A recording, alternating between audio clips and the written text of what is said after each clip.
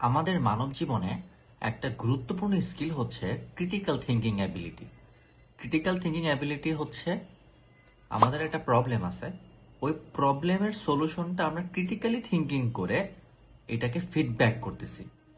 সবচেয়ে ভয়াবহ বিষয় হচ্ছে এই ক্রিটিক্যাল থিঙ্কিং পাওয়ারটা আমাদের দিন দিন কমে যাচ্ছে। The reason is artificial intelligence.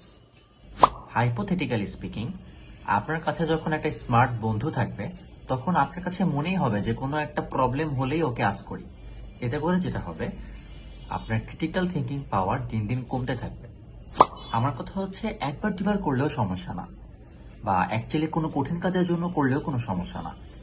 কিন্তু যখন আমরা কোথায় যাব, কি খাবো, কি করলে ভালো হবে, এই সকল যেই ফান্ডামেন্টাল জিনিসগুলোর জন্য যখন আমরা ওই আমাদের বেসিক ফ্রেন্ডটাকে আস্ক করি, তখন হচ্ছে আসল সমস্যা। যখন কোনো পাওয়ারফুল টুল আসে তখন এটাকে কিভাবে ইউজ করতে হবে, কখন ইউজ করতে হবে এবং কখন ইউজ করতে হবে না, এই ডিসিশনটা নেওয়াটা খুবই জরুরি। এই ডিসিশনটা যদি আমরা না নিতে পারি তাহলে আমরা মেটা হিউম্যান হয়ে যাব। সবশেষে আমরা এআই ইউজ করব, কিন্তু উঠতে বসতে, খাইতে শুইতে বিভিন্ন কারণে ইউজ করব না। এতে করে আমাদের ক্রিটিক্যাল থিঙ্কিং অ্যাবিলিটি আস্তে আস্তে কমতে থাকবে।